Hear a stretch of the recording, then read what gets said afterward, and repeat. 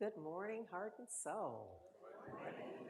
Thank you for showing up here in the room this morning, and thank you for tuning in if you're at home or wherever you are in the world. I'm grateful that we could spend this time together. I am especially grateful that our good friend of heart and soul, Charles Holt, is with us this morning. I have been wanting to work it out so that Charles could be with us, and suffice it to say, we have worked it out, and Charles is with us. So this is where the church is supposed to say amen. Amen indeed. So it is indeed, we are indeed on an adventure in faith. I want to acknowledge you. Last week, I spoke a bit to you, I spoke a little bit about our food bank drive. And it's not, it's an interesting thing for me because it is both about the food bank and it is. It's about our giving. It's about us developing a spiritual pattern and practice of giving and giving consistently. And what we've determined is that the food bank drive is a good way to practice. So it's an important shift in the world, in our community, in our expanded community, if we can get there. And our getting there is building the muscle as givers. There would be those, I don't know the kind of households and families of origin that anybody grew up in, but every now and then I get those impulses from the past. My mother's voice, my family, my parents kind of impress on my heart. And ours was one of service. It was, there was no way you could expect to just do you. And no, stay on point, Andriette. The idea was if we were here taking up space, and we were, that there was something that we were responsible for contributing. So we were forever being sent out to help people on the block. That would be your starter place. And then there were organizations, and if somebody asked you to come forward and speak or to bring something, and maybe you think that you had your own volition in play, but if my mother knew about it, she'd be, what, they asked you and you said what? Was it something you could have done? Well, yeah, but I didn't want, not really interested in whether you wanted to, because what they were teaching me is what I often say to myself, because I'm still teaching me this, that I don't want to live my life by my taste buds. I'm not willing to have my life solely consist of what I like.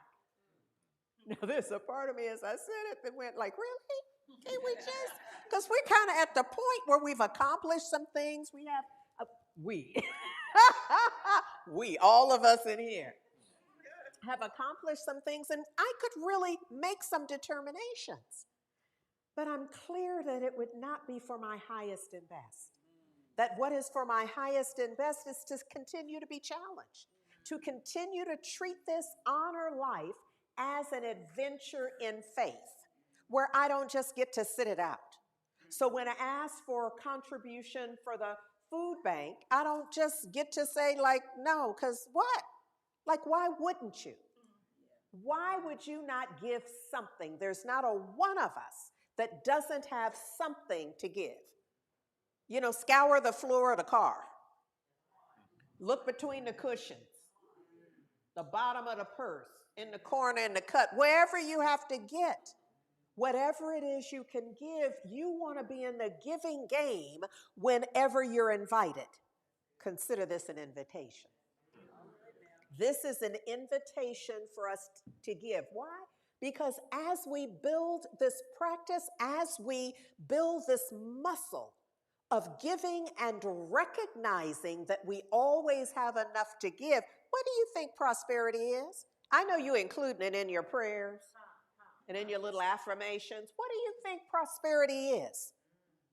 But the wherewithal to give.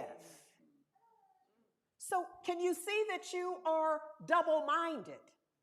You're wanting prosperity, but you're wanting to live as if you cannot be prosperous, as if you are not. And prosperity is consciousness. It's not a thing. You know how you can tell? Because it varies from person to person. You look at somebody across the room and decide, oh, they're very prosperous. And they're sitting there thinking, we ain't gonna make it. Unless I get. But it looks like that to somebody else. You see, it's not a thing in and of itself. It is the way we sense it, the way we file it within ourselves, the way we live in it as it. I'm trying to help here. First of all, let's be clear, myself. Trying to help me really get this. And while I do so, no point in doing it on mic if ain't nobody else gonna get none, because I could be at home reading Neville. You understand what I'm saying? But since we're here, break off a piece. Get some for you. Make sure when you leave here that your quotient, if you will, for giving has increased. Make sure that your quotient for self-awareness has increased. Make sure that you have expanded your wherewithal to be, to do, and to have. That's life. Get all that straight inside of self with a clear sense of self. Does that make sense? Yeah. So that's us. That's me kind of laying the foundation. In summer school, and you know that we're using guidance for a spiritual journey, and our theme for summer school is trusting divine guidance.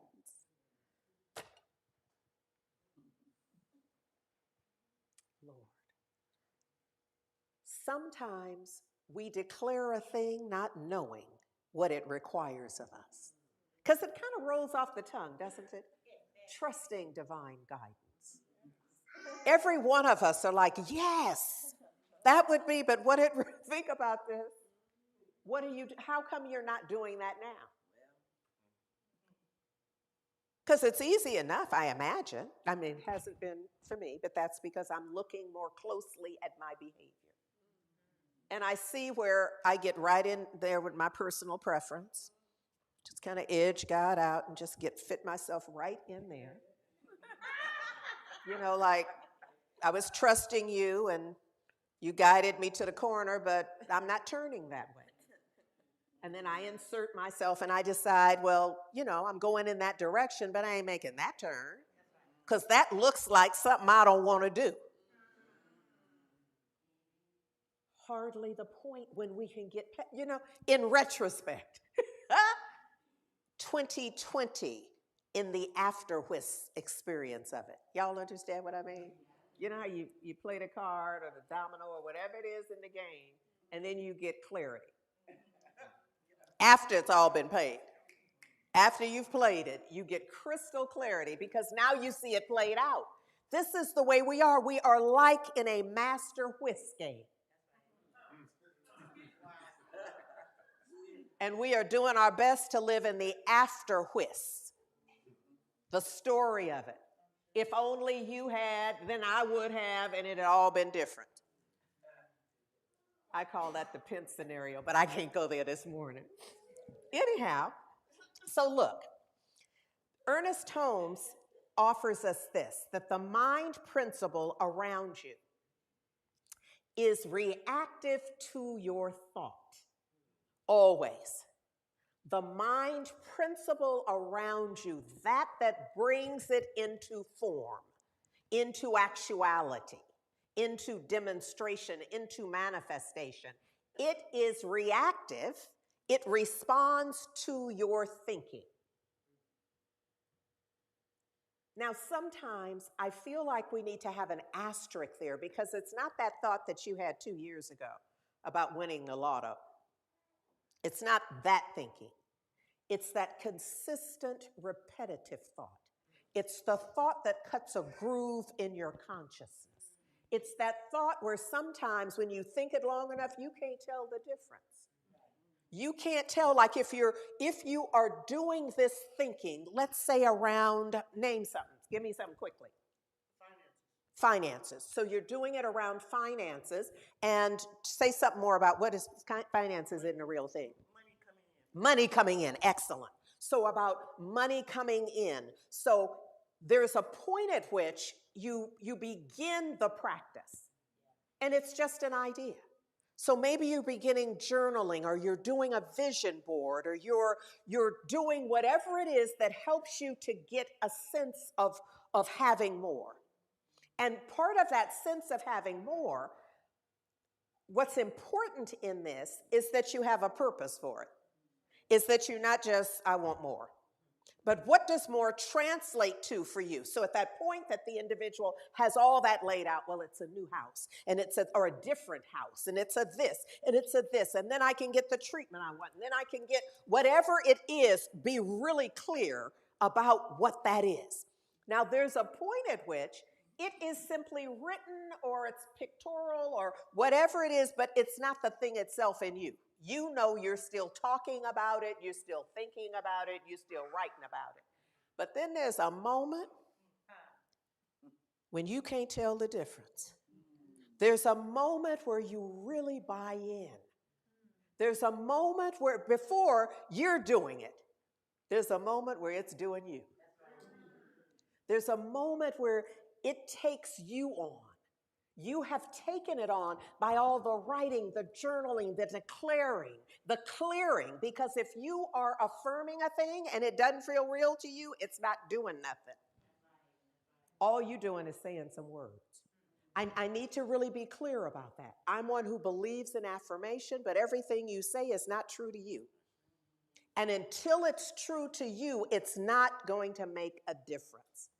So sometimes there's some clearing work that you must do personally in order to bring that to a point of personal clarity and belief. Because if you don't believe it, it don't believe you. And it's not unfolding on your planet. Does this make sense?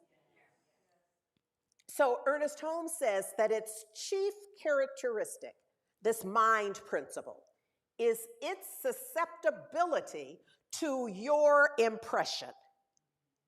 So whatever it is you're thinking, so you're thinking, I want more money coming in.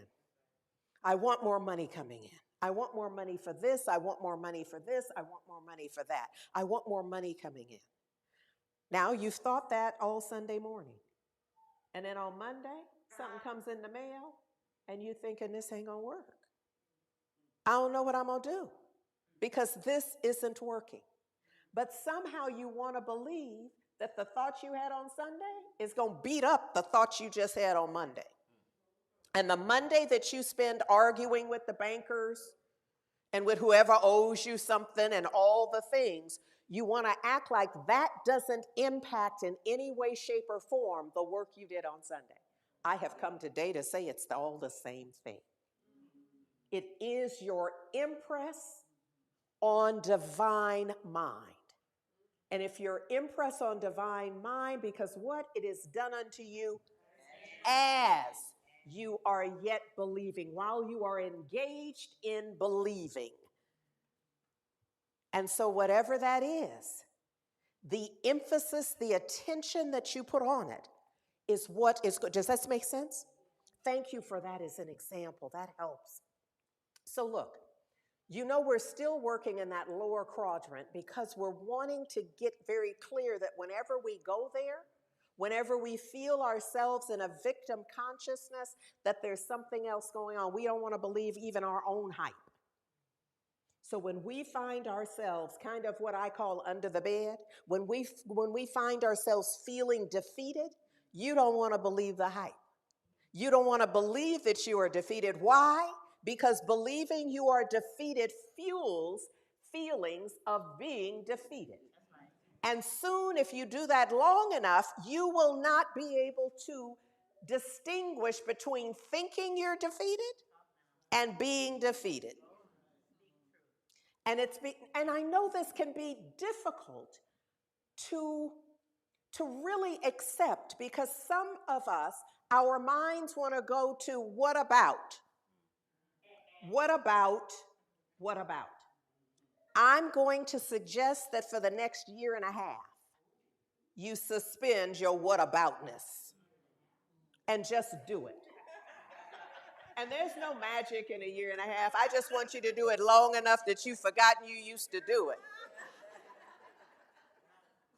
Is what it is. Do it long enough so that it's no longer a habit of questioning, well, what about this and what about that? Just do it. Begin this process of trying it on. That is what I believe keeps so many of us out of the game. This game of, well, here at Heart and Soul, this month of July, we are focused on freedom. We're affirming, I accept that I am free every day. Now, that's not working for nobody who don't believe that they are free every day. Now, it doesn't mean that your life has to give you proof of that yet. It means that you must adjust your thinking sufficiently so that you can hold a picture in mind, that you can develop a vision of you free every day. Now, I don't know what that means to you because it's not the same for everybody, Frederick Douglass. Mother Harriet. Freedom's going to mean something different to different people. A woman in a relationship that's abusive, freedom for her is going to look different than somebody in the executive suite who knows they're not free there. But you see how the freedom looks different. This is important to note that you're not comparing your freedom with anybody else's. The affirmation that we've been saying is, I accept that I am free every day. But I bring the good news and the bad. You ain't free unless you can believe you free. That's where it begins. Now, it's true about all of us, but it will not be true personally for any one of us until that one believes. Yeah? Okay, so look. I'm going to share some ideas from Neville Goddard this morning.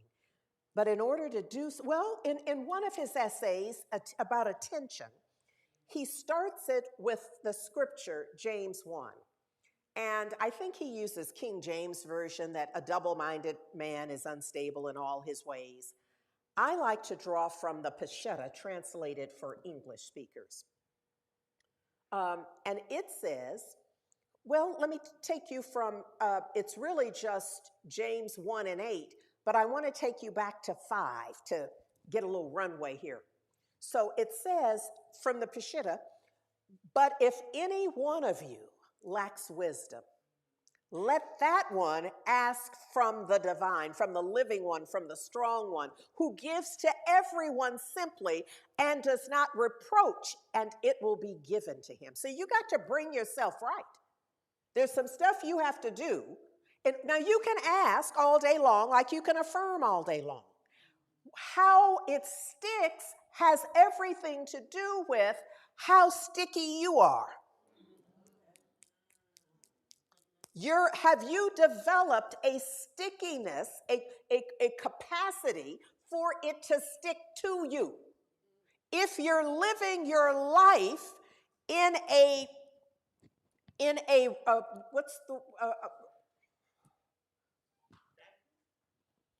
if you're living your life in opposition, in resistance to what you're desiring and declaring for yourself, then you want to be aware of this. But you can drop that like it's hot and simply be available, be in a surrendered consciousness. Then in 6 it says, but let that one ask in faith without wavering. Like solid. A solid place in faith. So we're on an adventure in faith. So we're getting better and better about holding our faith consciousness, about staying in faith. No matter how the ride goes, no matter how life, wherever it delivers us, we're getting better and better at recognizing that it's still God, that it's still good. We're not trying to rush to judgment while the thing is happening, figuring out the good, but we know there's some good in this. We know there's something for each of us in this. In 7 it says, And let not that person think let her not think she gonna get nothing if she hadn't done what's required. That's essentially what's that saying. Do not think that it's all gonna unfold for you just because you on one Sunday 6 months ago said an affirmation during the recitation.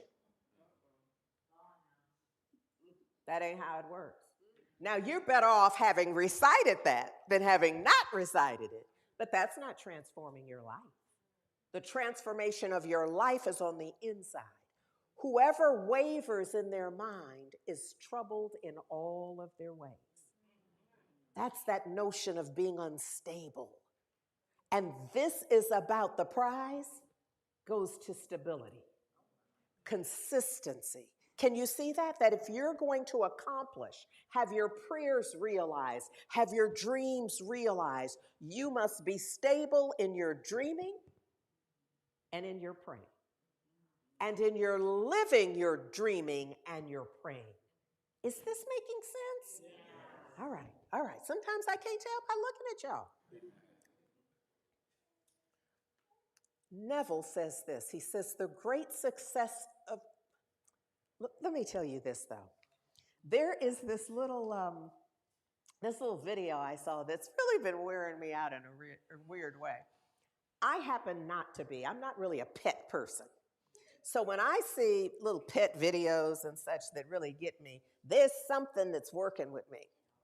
So I saw this little video recently of a dog who's sitting at a little table, looks like this, little table, and there are 2 paper cups. Oh, I wish I'd had you bring me 2 paper cups, Falda, just so we could really pull this off.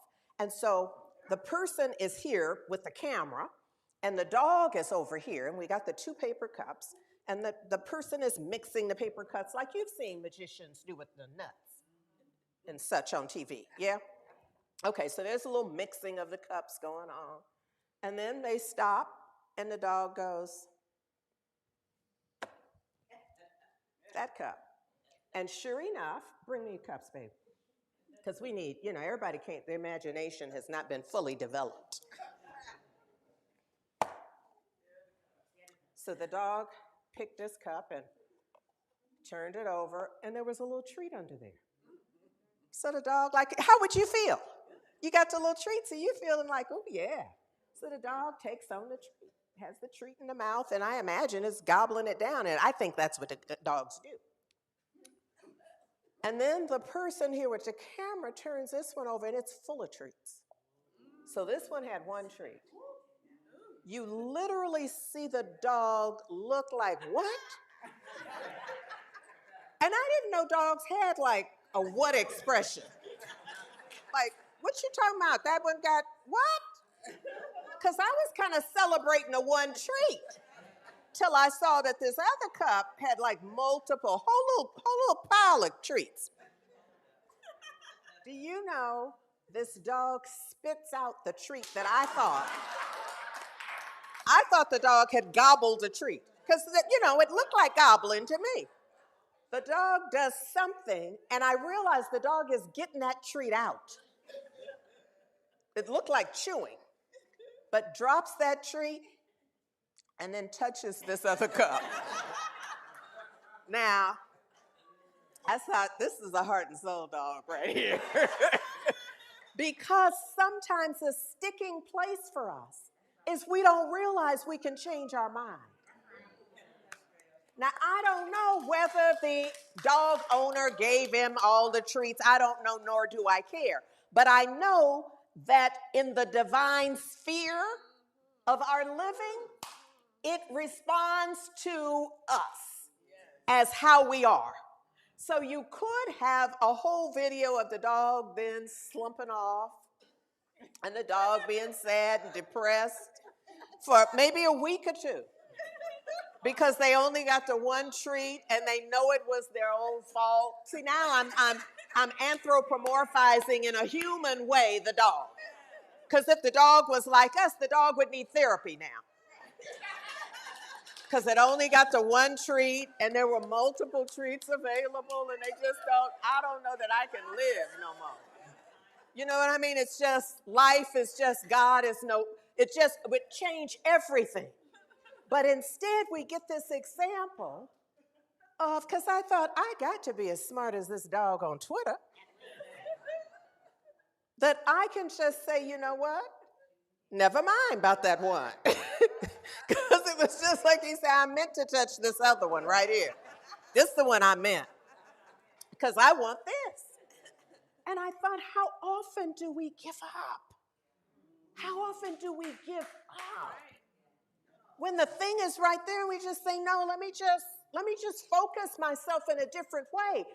Neville says a great secret of success is to focus the attention on the feeling of the wish fulfilled without permitting any distraction. That dog didn't look like it was self-blaming. It didn't go through, it went right to my new focus is the other cup. All progress depends on an increase of attention. Focused attention, the ideas which impel you to action are those which dominate the consciousness. These passing thoughts, an idea about prosperity, an idea about health, when you're not eating no different, not moving any different, not doing nothing, but having an idea every now and then is not going to make a difference. All progress depends upon an increase of attention, focused attention. You're going to have to get this so that you don't have to read the affirmation. You know the affirmation and the affirmation knows you. Yes? It says that the ideas which impel you to action are those which dominate the consciousness, those which possess the attention. And when your attention is possessed, your life changes because it can't do anything else. We know the power of mind. When mind is so exclusively focused, it absolutely begets exactly what you're focused on. The idea which excludes all others from the field of attention discharges in action. Those unstable thoughts where you thinking a little bit of this and a little bit of that and a little bit of this.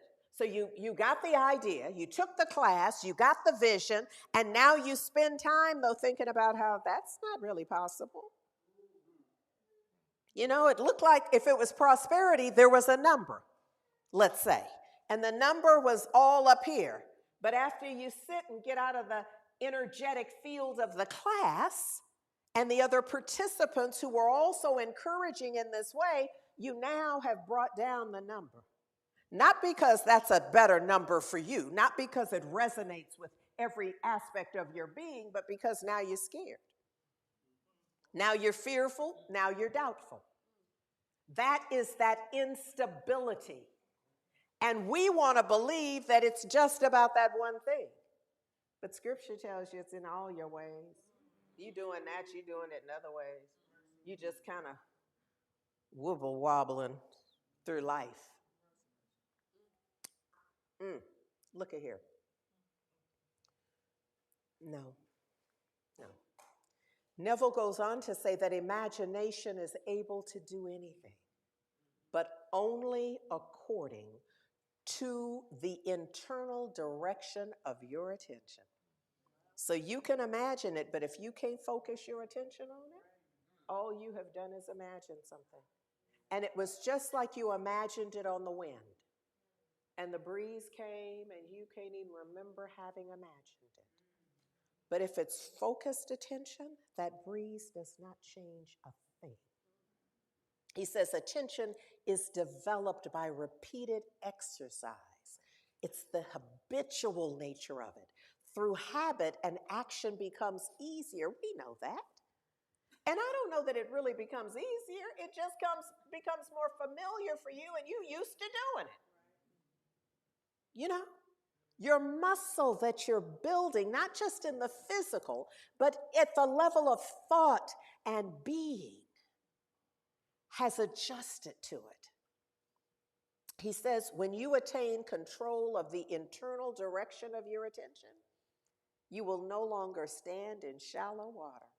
You know, we often use a metaphor of getting in the deep end of the pool. It's this idea that you'll no longer be on the edge of the pool, kind of looking in and enjoying the water and the view. You having a good time, but that's not the vision. That's not your vision, is to stand on the edge of the pool and look in. The real vision, if you tell the truth, is to get in it and be about life. So he says that you'll launch out into the deep of life. You'll walk in the assumption of a wish fulfilled, as on a foundation more solid than even earth. Because it is in mind, and once you perfect it, once you hone it, you will not be able to tell the difference. You'll walk and sit and live in it. Oh, it's a beautiful, beautiful thing. And so look,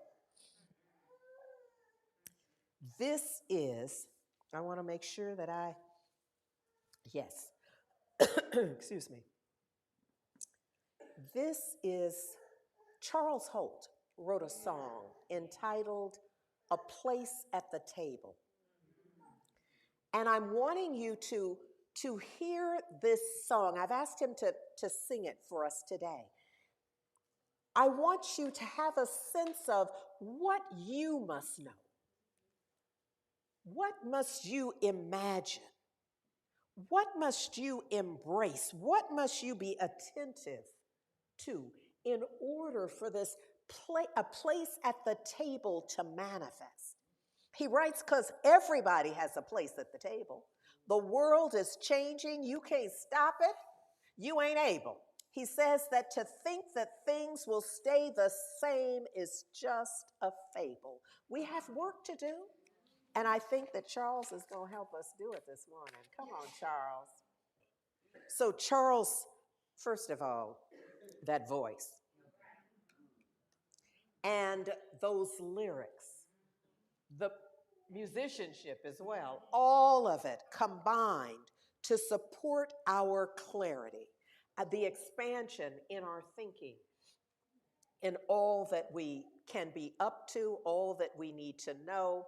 So I want to go now to guidance for a spiritual journey. I feel like Neville was a great prelude to, like a forward, if you will, a lovely prelude to the reading for actually yesterday, the 22nd, where God says now. This has been wearing me out. In this, Dr. Daniel Morgan writes, attention is the key to life. Now, we just finished with Neville doing the little master's course in attention. Now we have Dr. Dan saying attention is the key to life. Look where you're going, because you will inevitably go where you're looking. So if you pay attention to where your attention is, you will see exactly where you're headed. Whatever you really give your attention to, you become. Where your attention is, there is your destiny. Now that can be good news, and we like, ooh, yes. And that can be bad news, where somebody could be sitting here now saying, I need to be excused because I need to go straighten that part out. I can see that where I'm headed is not a destination, not an outcome that I'm interested in having. I'm going to move through this. So now Dr. Dan goes on to talk about that now is the accepted time. When we understand the power of attention and we apply that to there is only now, and Dr. Dan saying now is the accepted time, it is what you do in the present moment that counts. This is such good news. For those of us who've had a few birthdays, because if you've only had a few birthdays, like this little one back here, and in subsequent years, they're not going to have much issue shifting gears. But there's a point at which you have built up so much time, attention, focus on what doesn't serve, that we have cut a groove, and it could be more difficult to the stuck mind to get to an appreciation of the truth that only the present matters. Because the world, pardon me, Lord,